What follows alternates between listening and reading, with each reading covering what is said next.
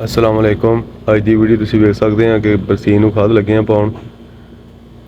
ये DAP की बोरी है, नाल यूरिया की बोरी पई है। एक बोरी किले ਨੂੰ पाउनी है DAP की, अद्धी बोरी पाउनी है यूरिया की। इसका तरीका यही है कि पली दे तां खिलार के मिक्स कर लो तो यूरिया खाद सिट के हत्थ दे नाल मिक्स करो इनू सवार के तसली नाल। उस तो बाद फिर इनू तुसीं छट्टा दे दो। एक किला बीजा सी उहदे पहले छट्टा मारता सी DAP का, तो किले ਨੂੰ खाद नहीं सी पाई थले। ये उत्ते हुण लगे पाउण। बरसीन उग आया वा, उन्होंने हुण उत्ते छट्टा मारना।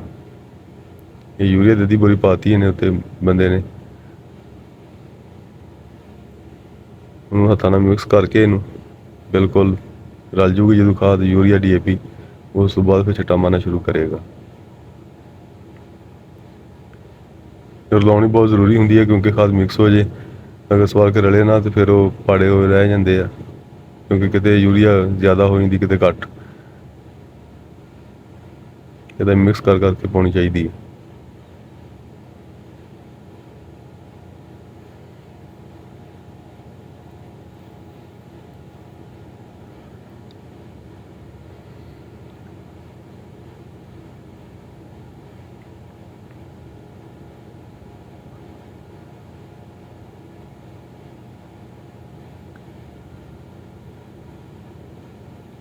नहर की बारी सी रात की, इस वास्ते शाम का टाइम आ हुण, क्योंकि स्मोक बहुत ज़्यादा वा।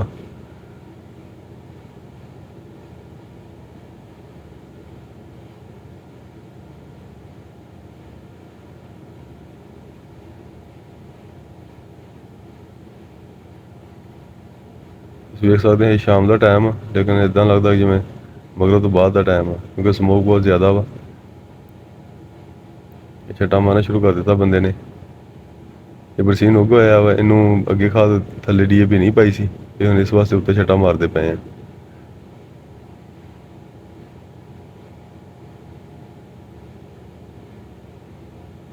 बरसीन चेक कर सकते तुसीं।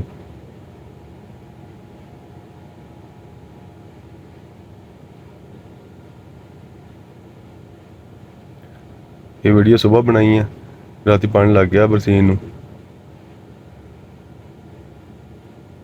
चेक कर सकते माशाल्लाह, इनू थले खाद नहीं सी पाई, इनू उत्ते पई है DAP, अद्धी बोरी हुण नाल यूरिया पई है। बेहतर तरीका है तुसीं थले खिला लो, अगर नहीं टाइम के उत्ते भी पा सकते हैं तुसीं।